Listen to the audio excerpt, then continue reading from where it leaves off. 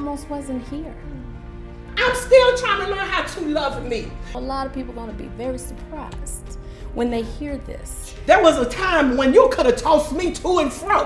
Whatever was whatever. All I needed to do was just get in where I fit in. But the pain has always been there. I dedicated my life to my children. I struggled with drugs for over 30 years. I mean, but that wasn't my own, that was just a symptom of what the real problem was. I became a user, an abuser, or whatever, by any means necessary. I'm gonna do what I want to do. God be the glory on the other side. I will tell my story. I will sing it as loud as I possibly can. He will allow you to stand on the heap of your past and use that as the platform to declare His glory. We could be in different places, but going to the same place.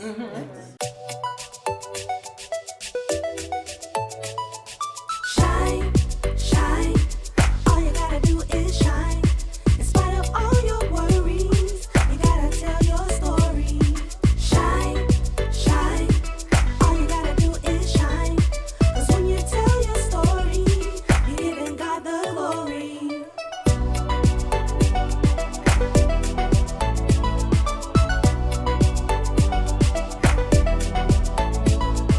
Shine, shine, shine, shine.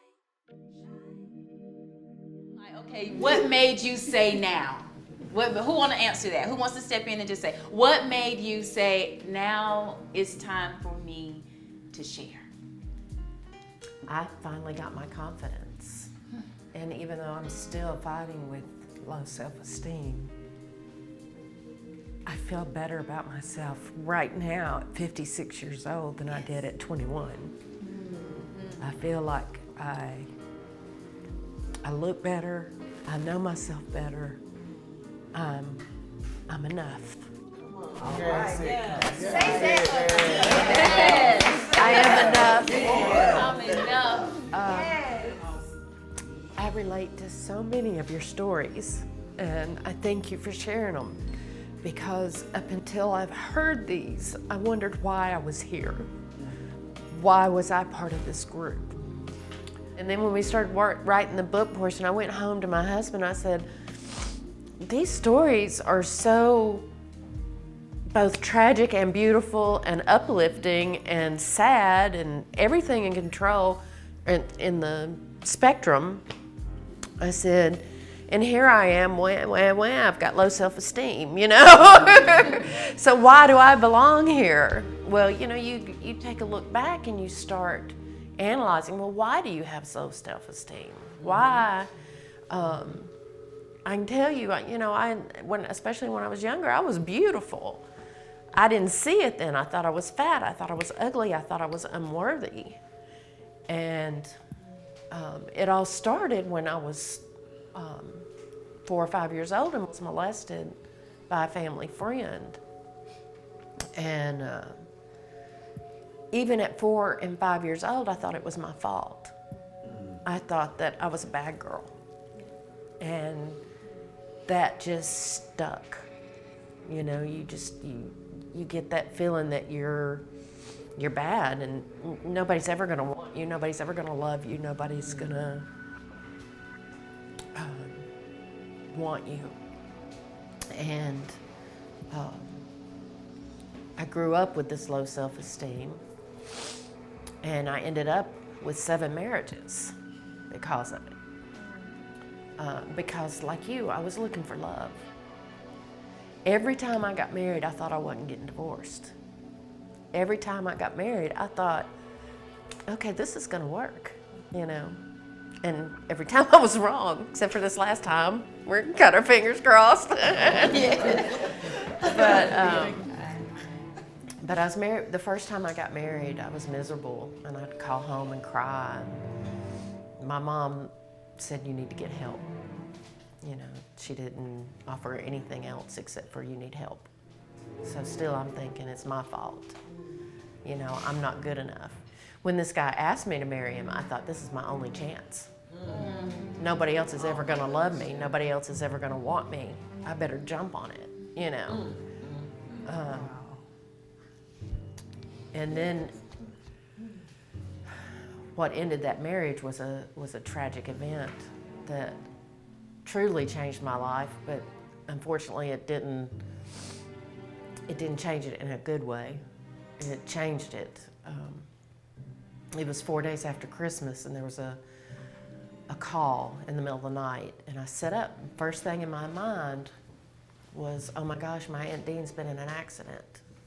That was the first thought that entered my head, and I just sat bolt right up in bed. I thought, no, you're being ridiculous. And I laid down and the phone rang again, and I got up and started getting dressed. Nobody had to tell me, I knew. My aunt and my 2 cousins that were 10 and 11 were killed by a drunk driver. And that is, I had babysat those girls from the day they were born. What was even more difficult about that situation was I was the one that had to tell the sole survivor that her mommy and her sisters were dead. I was 20 years old when that happened. I was a child myself. And I'll never forget the day she asked, because they said don't tell her till she asks. And she looked up at me and she said, are Angie and Shelley in the hospital? And I said, no. And she said, what happened to them? And I said, do you remember what happened to you? And she said, yes, I was in a car accident. I said, that's what happened to them. And she said, did they die? And I said, yes. And come to find out later, she had seen them laying in the road and described them as rag dolls laying in the road. But then, after I told her that, she turned her head and she said, what about my mommy? And the hardest words that ever come out of my mouth was, your mommy died too. And that changed me inside.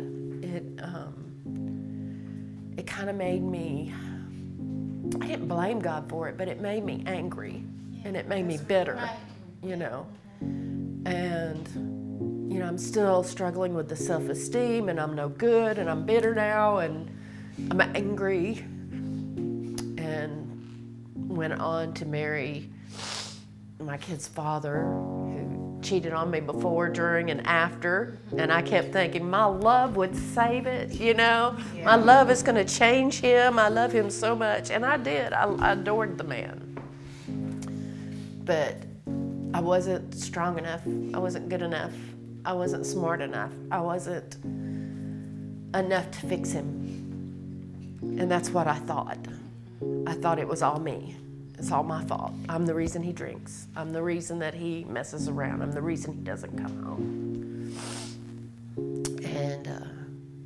And that just progressed to 5 more marriages, where all I wanted was my own home and children and a man that loved me.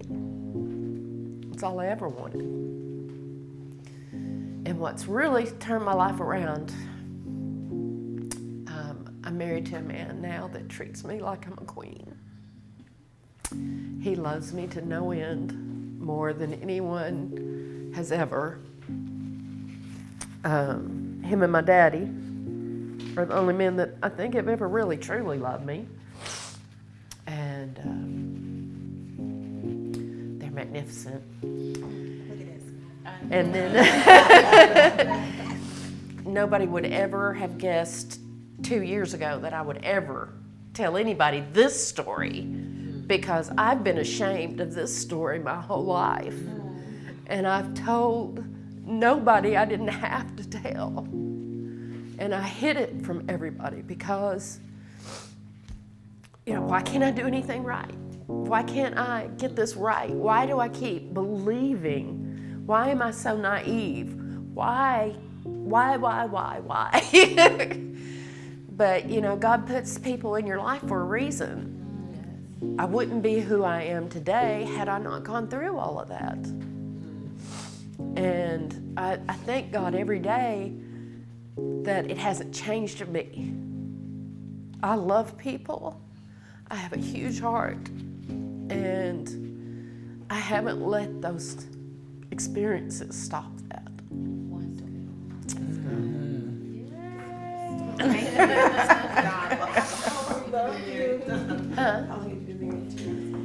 It'll be 10 years in May.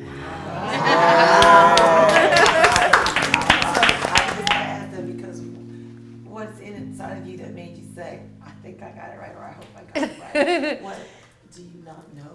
Well, what was it's a story that when John and I met, we met on an online dating site, which is really strange. He lives 6 miles from my house. That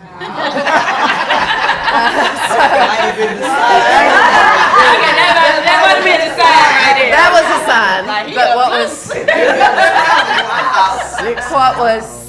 so but there's way more than that. I mean, it's like God was throwing the signs at me left and right. I'm going, whoa, whoa. On our first date, we discovered that his mom and my aunt, a different aunt, were in the hospital together giving birth to his brother and my cousin. So they shared a room and became close friends. So his parents hung out with my aunt and uncle. And they used to go to the birthday parties of the kids, and I used to go to the birthday parties of the kids. So we know we had to know each other as children. So then we find out that he dated a girl that was one of my best friends in high school. So we did that. Then when the evening was coming to a close, I said, oh, here's a picture of my kids. He's showing me a picture of his kids. I said, that's Candace. I've got her picture on my coffee table right now. His daughter. His daughter. And his son's picture was on my refrigerator. Now you think that's a sign? Yeah. So did he ask you then? It's like, and he lived like, when I lived with my parents, he lived one street over and used to jog around the neighborhood.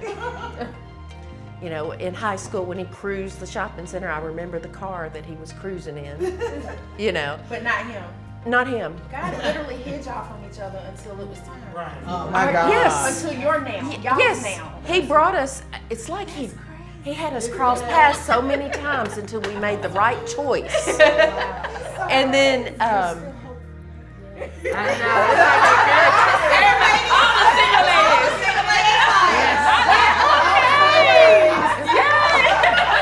Listen, when we're not on camera, I need that ad. well, our daughters cheered together. And I remembered his ex-wife. I remembered his other daughter and son, of course. And so when the date was over, I said, come in. I'm sure he's thinking, oh, well, she's going to invite me in. I'm like, no, you got to see this picture. No, I'm not lying. So it was an experience. All of that was a great sign. And there's so many more stories. We lost his son to drug addiction, and he was just 22 or 3, something like that. So it's not like our road together hasn't been rocky. It's just that we're such good teammates that we work well together. But my story matters because I am enough. Yes, you Say that with confidence. More than enough. Yes. All right, tell me about your enoughness. Are you enough? I am. I know you are. I am. But it's a journey. But I felt that my story didn't matter.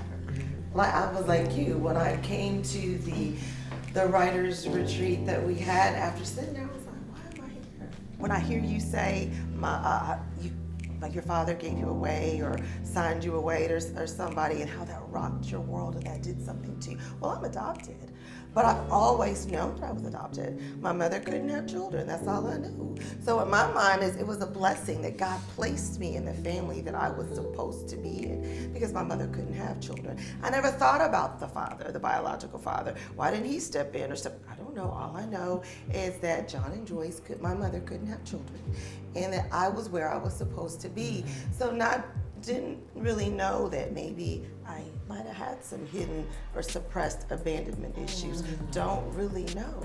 But then you know that that's what you do. But my parents had me, they wanted me, and all I knew were two in a couple, a mother and a father. No broken marriage, none of that. So at 28, when I get pregnant, and I'm not married, but the man that got me pregnant was like wanting to meet my parents, and the first time he met my father, he was asking for his blessing. Like, I would like your blessings to marry your daughter. I asked her, she hasn't answered yet. She hasn't said. So they look at me. My mother looks at me just like right there, from here to there. What you gonna do? I'm like, Mama, I don't know. I need to pray about it. So I need to pray about it. So my father said, okay. He says, but you're ashamed. You're ashamed of what other people are gonna say and what other people think. And he's like, obviously you loved him. Because I'm like, no. It wasn't. No, sir. I said, but just give me some time. Give me 30 days. I'm gonna meditate on this. Because my lease is gonna be up, and am I gonna go back home?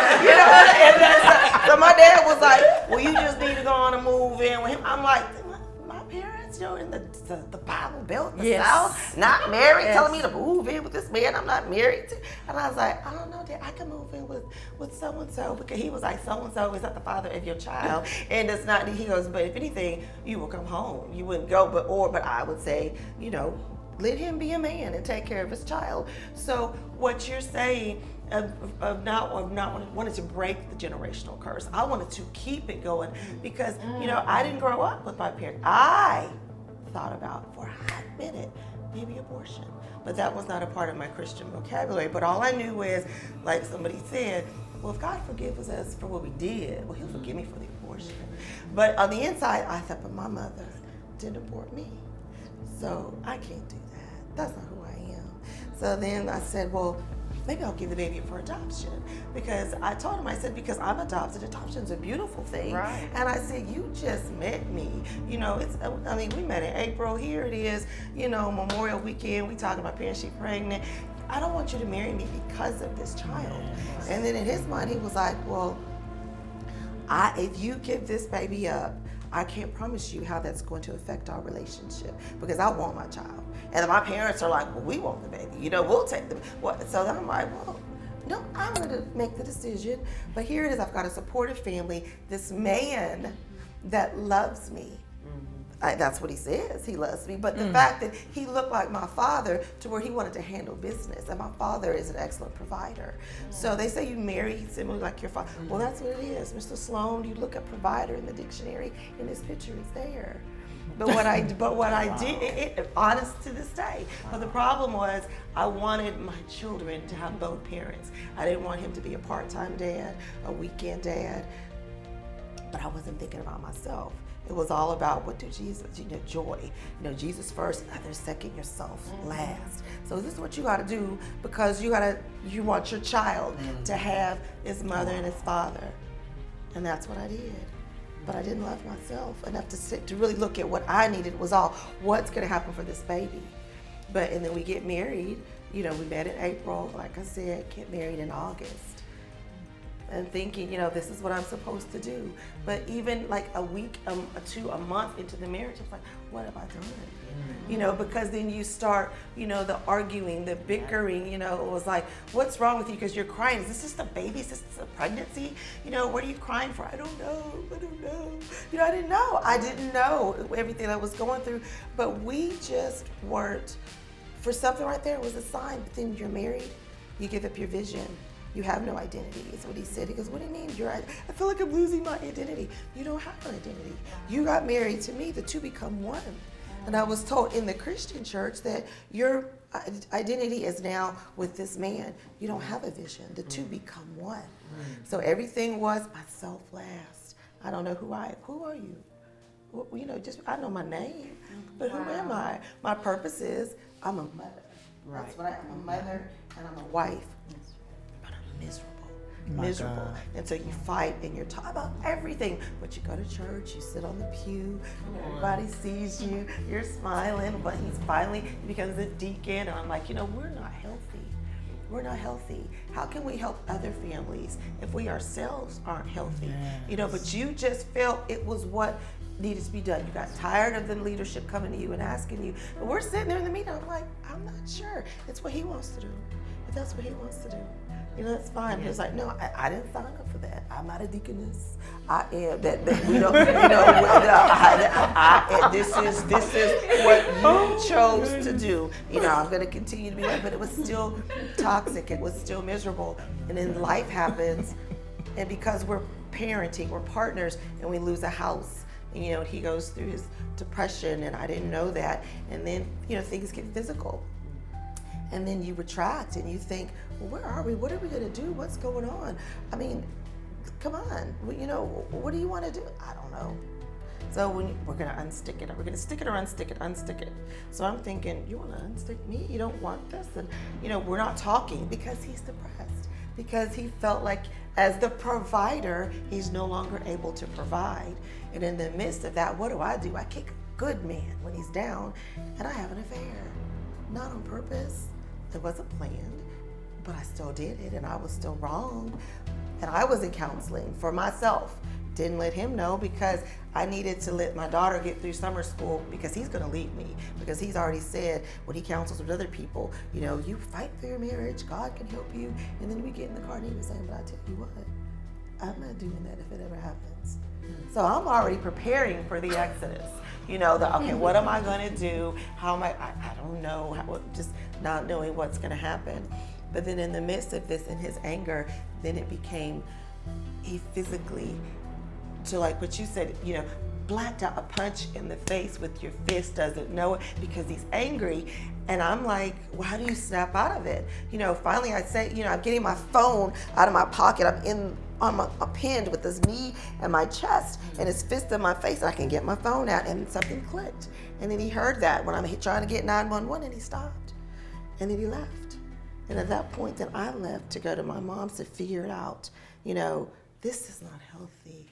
This is not healthy. Because our affair is not the problem. It's a symptom of something else. Because it's a symptom of something bigger. So what do I tell my children? I can't let my children know that it's okay. But my daughter helped me put the makeup on because I didn't know how to do makeup. I didn't have Chris to help me with the makeup. I had Kayla putting makeup on me. And so, Mama, this is what you do so nobody can see it. And then my mother's like, what are you going to do? I'm like, I don't know, but I'm going to figure it out. And so then I figured, because I blamed myself.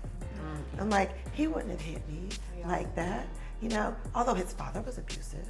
His father abused his mother, but that's not his problem because he said, I never witnessed it. You never saw it. Why? You blocked it. You suppressed it. So you've got some issues, but it was my fault because he's a good provider. He's a good provider. So I got to work through this. We're going to work through this. Let's give it another chance. He's like, if you just behave, if you won't ever do that again. And I'm like, I can't promise you. I was honest and said, I can't promise you that I will never do what you, we've been married 20 years and that never happened.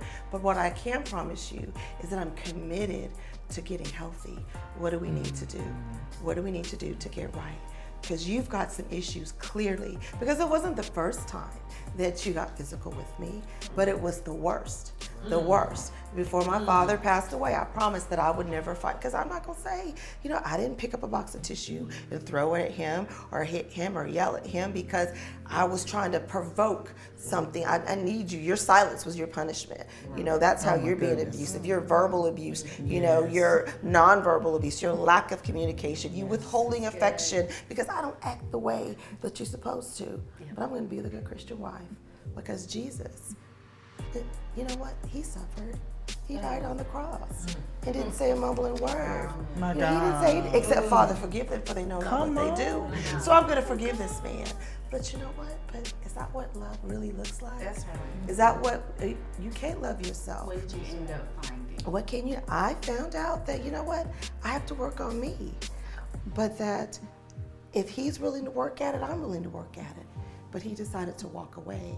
And so because he just wasn't happy. He was trying to get me to manipulate, to, I guess, be the person he wanted. I was working the same business that you are, and he wanted me to quit. And I wouldn't. Because remember, this is my purpose. Yes. This is my vision. It's part of my identity. I like to help people. I lost weight. I lost 35 pounds. Yes. I feel good about myself. I want to help other people. Right. So because I knew that this is something that I needed. But you know what? I'm going to first love myself. I'm going to first love myself. I'm going to put that oxygen mask on myself. That's right. And I'm not going to let go of this. So when the turbulence came, and the marriage came crashing down, you know, he walked away. He walked away. Yes. And so then I was able to stand on my own 2 feet because of sisters like you say that, you know what? All things, not some things, all things work together for my good. No matter what I did in the past, that was just the symptom. That's my past. Like you said, you put it, you step on it. That's a platform. Everything for my next to help other people. There's life after an affair. There's life after a divorce. I've just now encountering it. It's new, but I'm gonna figure it out with my shine sisters. Yeah. Because y'all are the wind, like I say, the wind beneath my wings, so that I can fly higher. So my message to anybody is that they need to pick up this book, because we have a flight plan to fly, to how to first love themselves. So if they know anybody that needs to learn how to put a flight plan together so they can reach their divine destination. That marriage is a divine arrangement. Yes. So we all have purpose, and we all have purpose in all of our stories. As we shine that light on people, they're going to learn how to fly, put their life together, and walk in their divine destination, or get to their divine destination. So I thank you all for sharing your stories, you know, because I am more than enough, and as Tonya says, my story matters. Yes. Oh wow, that's amazing. I was absolutely amazing. And I'm gonna tell you the thing that I really love about this, and I'm hoping that everybody catches. See, a lot of times we wait until we hear people's stories, right? And we'll listen to different things, and we come to a place of like, wow, that's what I need to do now, or I've already gone through some things. So you listen because you're trying to figure out things for yourself now. But what I loved about as I listened to you, and I'm like, this is really good, because sometimes you don't know who you're going to impact. Yeah. Okay. And what I saw even in my mind, and I saw even just a young girl, even a young man, but I just saw this young girl, and I saw her hearing and listening, and for anyone who would even listen, but realize that let me take my time to even make decisions. Yeah. You understand what I'm saying? Down to a place of like, I'm listening to your testimony. I can't wait for you to come up and begin to share with us too, Sister Janelle. But I'm listening to the testimonies. I'm listening to the things that we've gone through, the decisions that we've made, and to share as you are. It's not only going to help those going through, but it's going to keep some people from having to go through. And that's basically what it is. And that was good.